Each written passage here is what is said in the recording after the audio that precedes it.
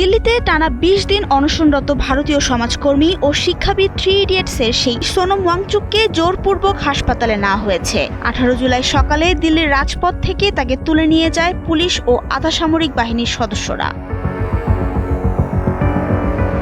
সংবাদ মাধ্যম বিবিসির এক প্রতিবেদন বলছে, শিক্ষাক্ষেত্রে সংস্কারের দাবিতে আয়োজিত এক আন্দোলনের অংশ হিসেবে তিনি এই অনশনে বসেছিলেন। টানা অনশনের ফলে ৯ কেজিরও বেশি ওজন হারানো ওয়াংচুক শারীরিকভাবে অত্যন্ত দুর্বল হয়ে পড়েছিলেন। তার স্ত্রী জানান, বর্তমানে তাকে দিল্লির সাফদরজং হাসপাতালে রাখা হয়েছে।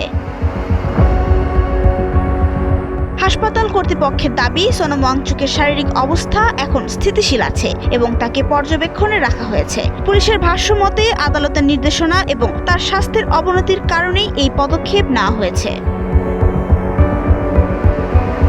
এদিকে ওয়াংচুককে সরিয়ে নেওয়া হলেও থামেনি আন্দোলন। আয়োজক সংগঠন ককরোচ জনতা পার্টি জানিয়েছে, আগামী ২০ জুলাই সংসদে পদযাত্রার কর্মসূচি বহাল থাকবে। উল্টো এই ঘটনার পর তারা এখন কেন্দ্রীয় সরকারের পদত্যাগের দাবিও তুলেছেন।